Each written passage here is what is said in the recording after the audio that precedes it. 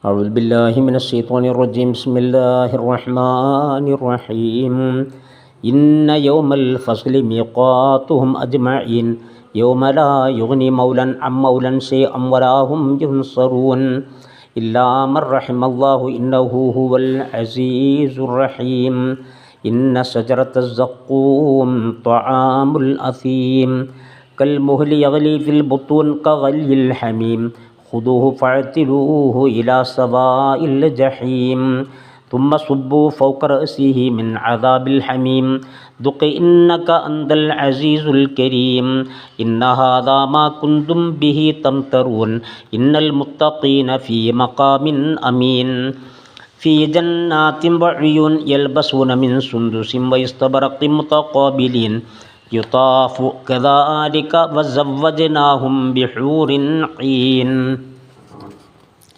يدعون فيها بكل فاكهة آمنين لا يذوقون فيها الموت إلا الموتة الأولى ووقاهم عذاب الجحيم فضلا من ربك ذلك هو الفوز العظيم.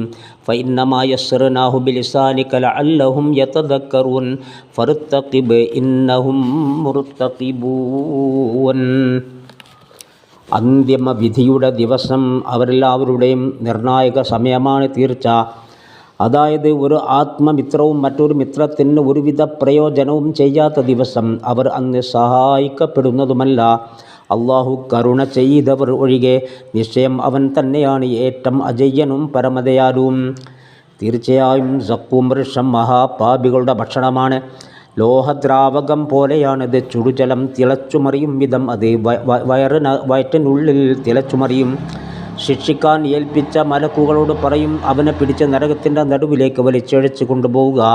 പിന്നെ അവൻ്റെ തലക്കുമീതെ തിളച്ച വെള്ളമൊഴിച്ച് ശിക്ഷിക്കുക.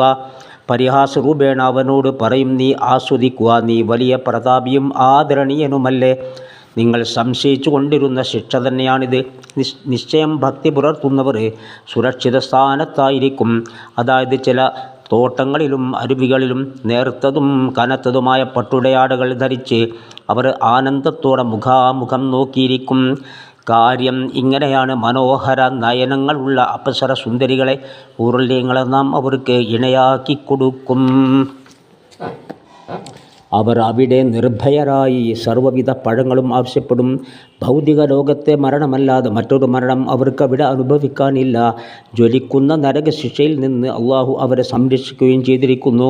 താങ്കളുടെ റബ്ബിൽ നിന്നുള്ള അനുഗ്രഹമായിട്ടാണിതെല്ലാം. അതുതന്നെയാണ് അതിമഹത്തായ വിജയം.